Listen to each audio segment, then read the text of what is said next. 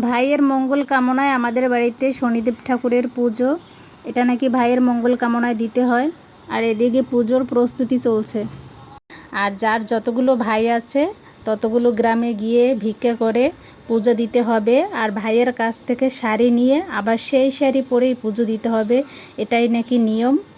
আর নিজের ভাইয়ের কাছ থেকে অর্থ নিয়ে আর ভিক্ষা করে যা পাবে সেটা থেকেই নাকি শনিদেব ঠাকুরের পুজো করতে হবে, এটাই নাকি নিয়ম।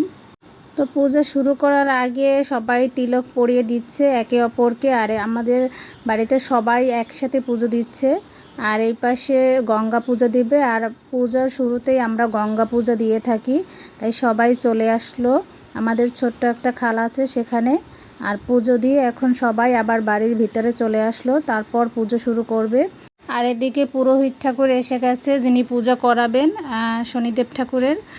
আর এই পাশে পূজা শেষ হয়ে গেছে, এখন সবাই পূজার জন্য বসে পড়েছে। আর এদিকে পুরোহিত ঠাকুর রেডি করতেছে সব কিছু পুজোর জন্য। আর এই পাশে ভাইয়ের মঙ্গল কামনায় প্রদীপ ধরাচ্ছে। যার যতগুলো ভাই আছে সে সেই কয়টাই প্রদীপ ধরাবে প্রত্যেক ভাইয়ের মঙ্গল কামনার জন্য।